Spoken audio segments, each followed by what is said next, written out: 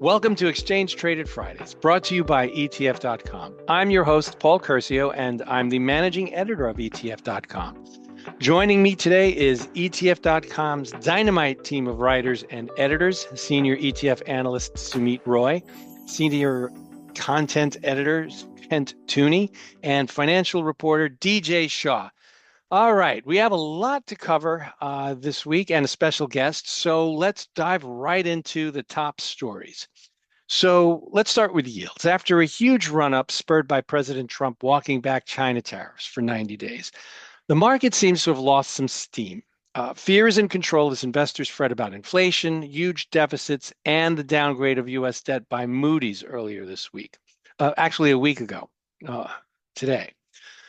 Kent, with yields rising, you've written several stories on how it's affecting bond ETFs. Is there any knock-on effect for equities ETFs? And what should I do with all the money I've got stuffed into my mattress?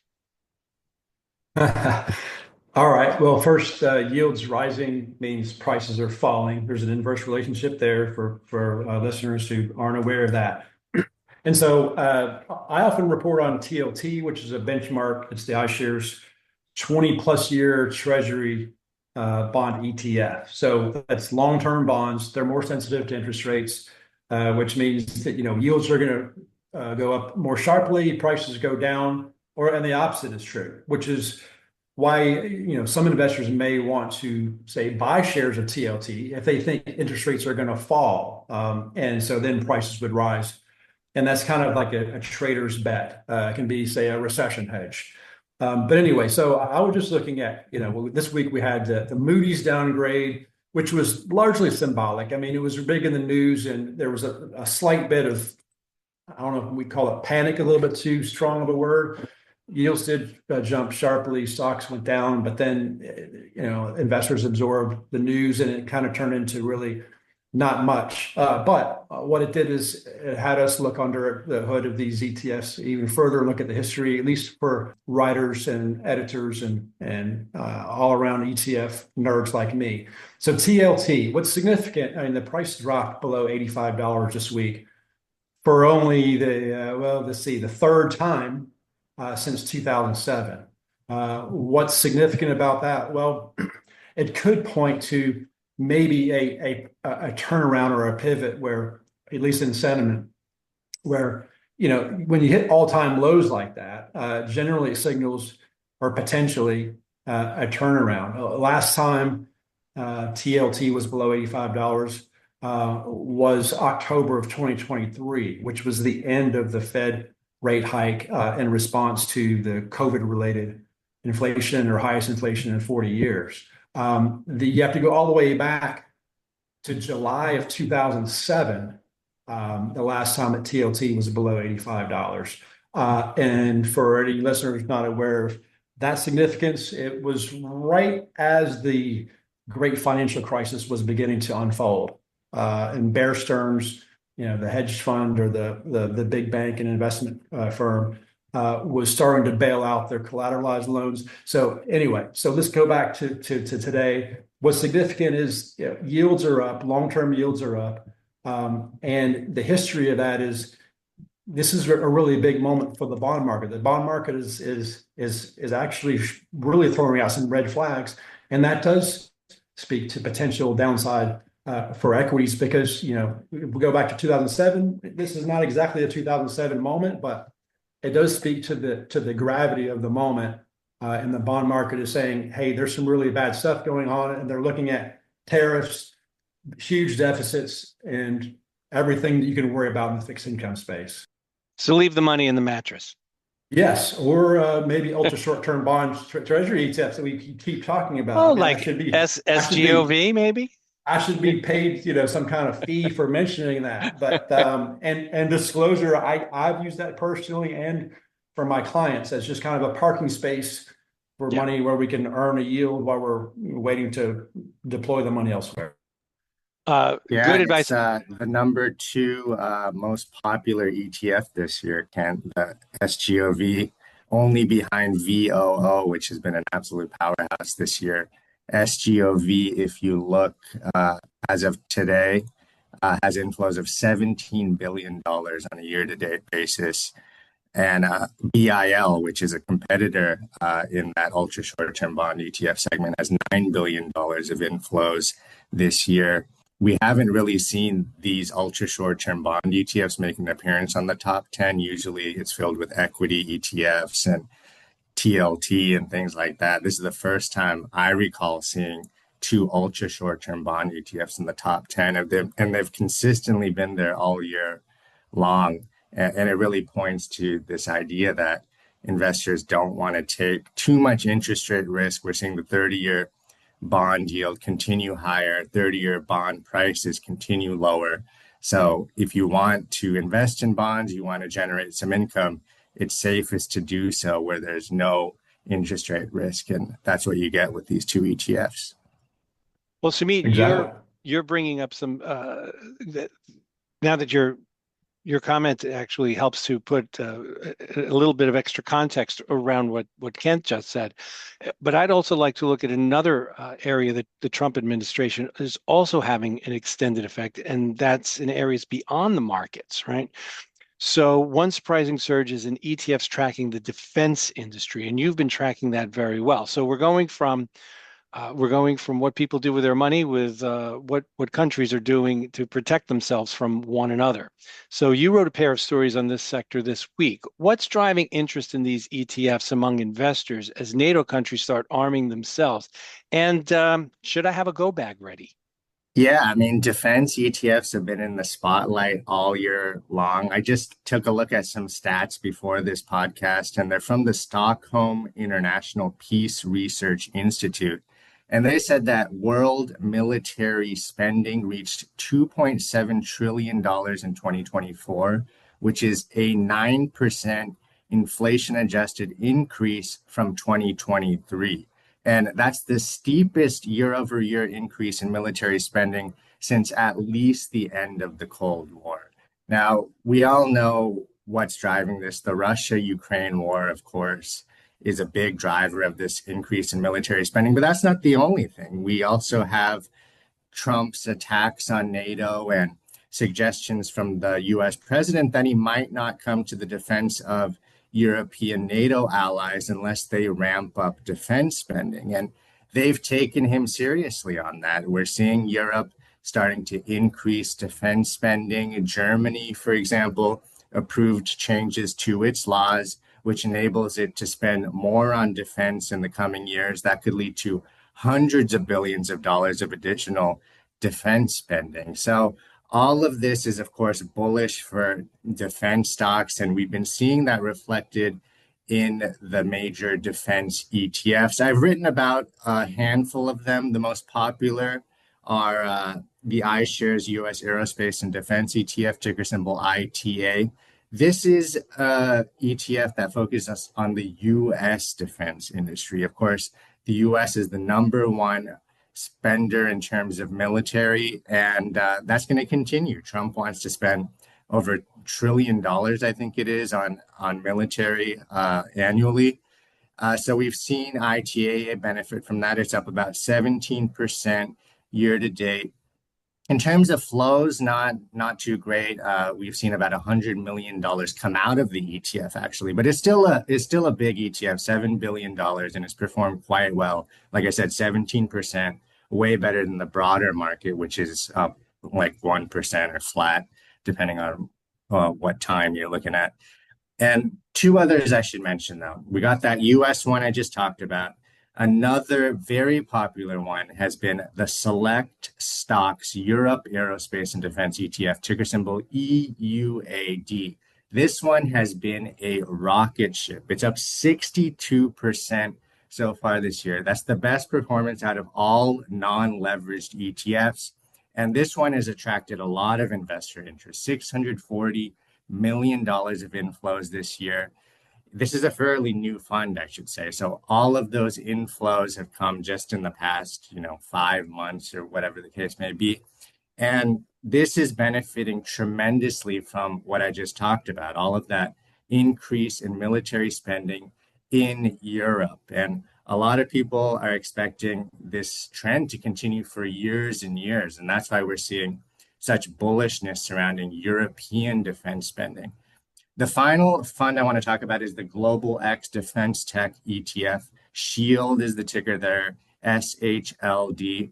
And like the name implies, this is a more global fund. So you got ITA focused on the US, you got EUAD focused on Europe, and SHIELD focuses on the entire world. So it's got exposure to the US, it's got exposure to Europe and other regions as well.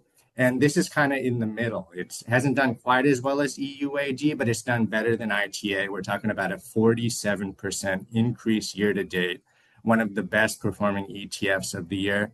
And it also has attracted some decent interest that not actually, I shouldn't say decent, some pretty good interest since the start of the year, almost $1 billion of inflows. Now it's a $2 billion fund. So right there, 3 defense ETFs that investors can consider, focused on various regions of the world, the US, Europe, and the world as a whole. Feel free to take a look at those ETFs if you want to invest in this secular rising military spending trend. Fantastic analysis, by the way. You've really managed to zero in on areas of the ETF industry that I don't think that the average investor always looks at or even thinks to look at. Yeah, defense, usually you don't hear so much about defense No, ETFs taking center stage in 2025. which is a little scary, but we'll True. let's see if we can make a little money on our way, to kingdom come. So, probably the most popular stock story this week on ETF.com is the huge interest in quantum computing stocks. A big jump in the company D-Wave Quantum spurred action in ETFs holding the stock, most notably QTUM, the Defiance Quantum ETF. So, DJ, what advantages does QTUM hold over rival ETFs holding D-Wave as well, such as XWS and TMAT? And as long as we're talking about quantum computing, when will I be able to upload all my memories into the cloud and have them implanted in a robot so I can live forever? Well, it's a great question. So the interest in quantum computing stocks, it's been around for some time, but it's really exploded this week, especially after D-Wave Quantum announced the release of its latest quantum computer, the Advantage 2. That news sent D-Wave stock up more than 25% and had a ripple effect across ETFs that hold the company, which of course most notably was QTUM. Now, when we talk about the advantages QTUM has over other ETFs, like XWS or TMAT, it really comes down to just the focus and the structure of both of them. QTUM is one of the only ETFs that's specifically dedicated to quantum computing. So that means D-Wave is its largest holding at about 5.2%. So when D-Wave has a breakout moment like this, it moves the needle more for QTUM than it would for the broader ETFs. XSW, which is the SPDR S&P Software and Services ETF, does hold D-Wave, but it's a much smaller allocation. So it holds about 1.4%. It's also a much broader tech fund. So you're getting exposure, or while you're getting exposure to quantum, it's alongside a wide mix of other software companies that don't really tilt towards the same, I guess, innovation niche that QTUM does. TMAT is the main thematic innovation ETF. Also includes D-Wave, but it's a much smaller weight at 1.2%.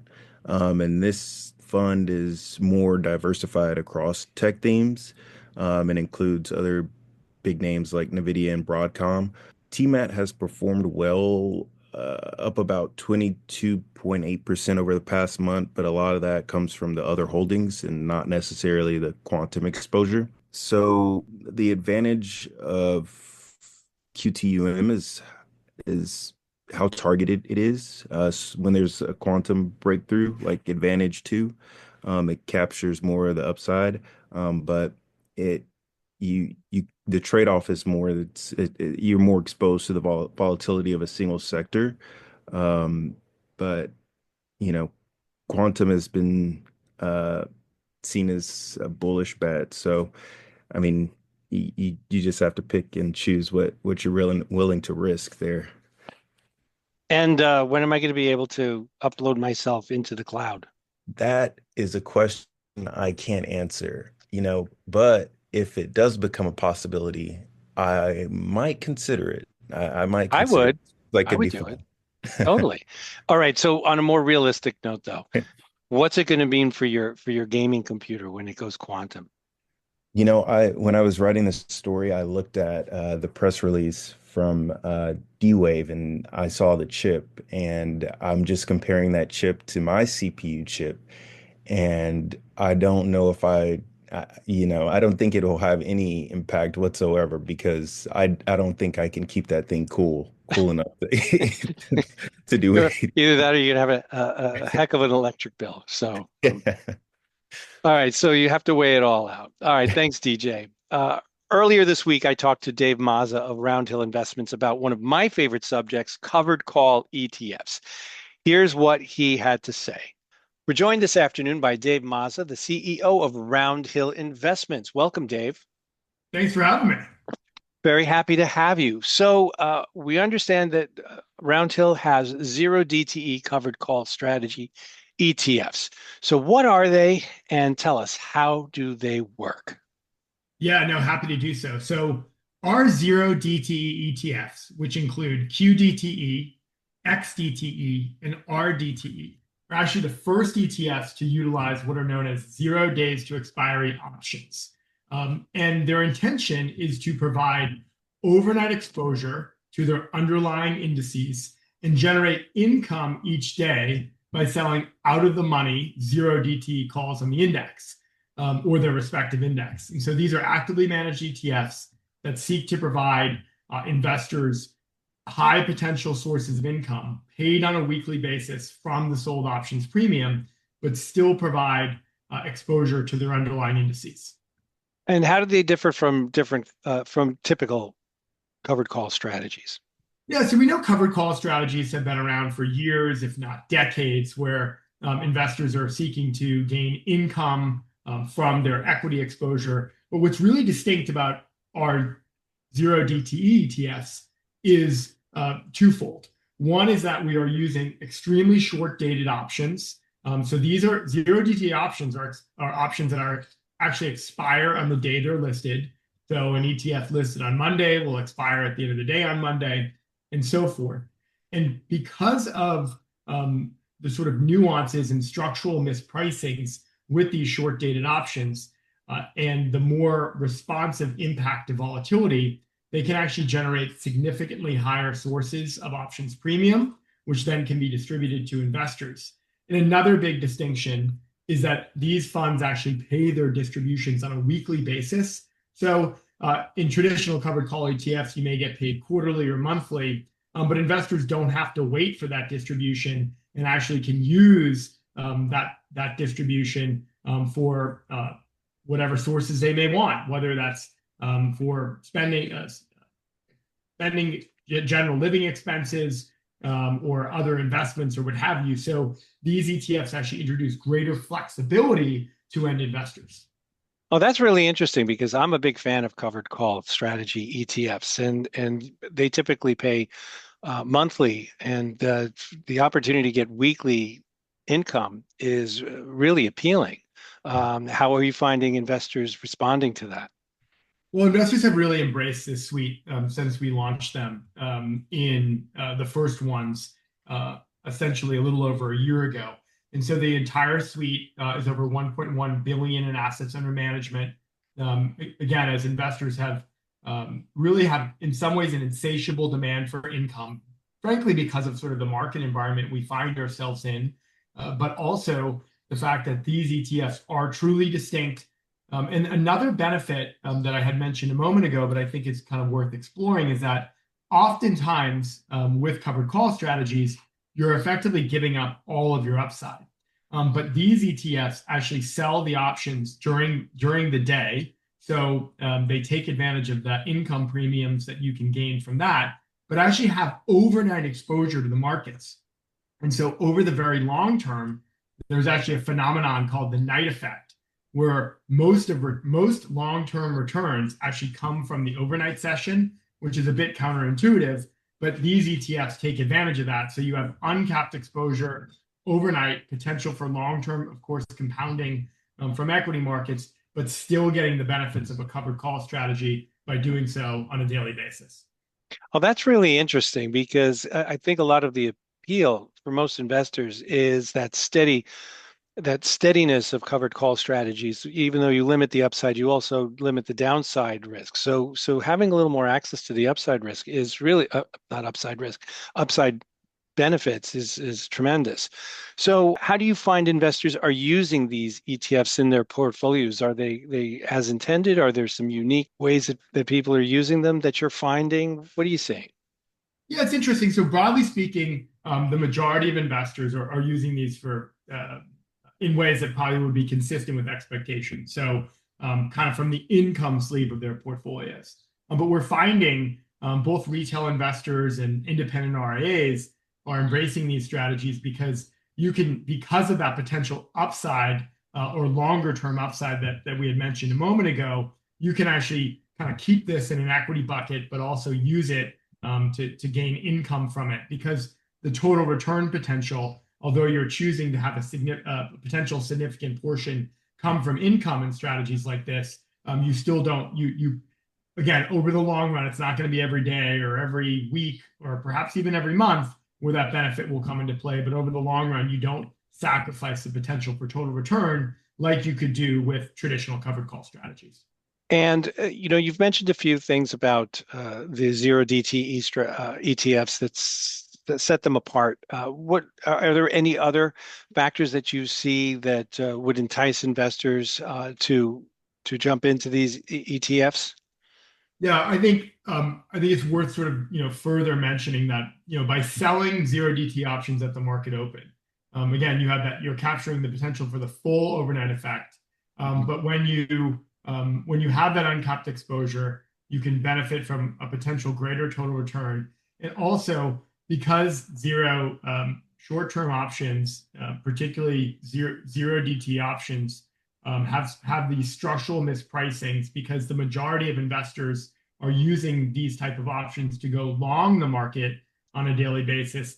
These strategies, being option sellers, can really take advantage of very responsive volatility environments. So we are not statically setting a particular moneyness. And if you're selling a longer dated option, you might have to go through four jobs reports and CPI numbers. We can be much more adaptive in a strategy like this due to its short-term nature to take advantage of kind of all the elements that are driving markets today.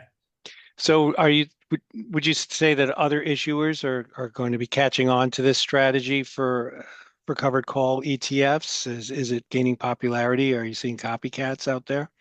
I think we most certainly are. I think the ETF market is very responsive to where some firms are seeing success. So we have seen others kind of come in and do a few things, try to have, in some cases, nearly identical strategies. In other cases, people have embraced weekly and more frequent distributions. But at Roundhill, we really pioneered this. We have different income products that pay distributions actually on different days of the week. So investors could use our 0DTE ETFs, our crypto covered call ETFs, our weekly pay treasury bill ETFs, actually to receive income in their portfolio nearly every day of the week, if that's something that's of interest to them. So let's open up the view to the second half of 2025. What do you see in the big picture for the second half of this year for the ETF industry and for Roundhill? Well, it's interesting. So certainly we know that we find ourselves in a pretty unique market environment where we've seen an uptick in volatility driven by an uptick on uncertainty, whether that's driven by tariffs, its impact on inflation, and then of course the aggregate economy. But the ETF industry, of course, continues to innovate. Investors continue to embrace the structure, and I don't think that's slowing down anytime soon, sort of barring what I'd say sort of a material and long-lasting pullback in the market. But we know markets have been incredibly resilient. We've seen inflows into broad-based ETFs, inflows into income ETFs, really in some ways across the board. Again, as investors use ETFs to take advantage of and be adaptive in a dynamic market environment. All right. Well, Dave Mazza, I'd like to thank you for joining us on today's Exchange Traded Fridays episode, and we'd love to have you back. Thanks for having me. Thanks again to Dave Mazza of Roundhill Investments for joining us. He's welcome to come back anytime. And thanks to all our listeners for streaming or downloading Exchange Traded Fridays. Remember, if you haven't already, please like, subscribe, or follow us wherever you get your podcasts. And if you have a question or just want to share your thoughts, join the conversation with us on X, formerly known as Twitter, where our handle is @ETFCOM. See you next Friday.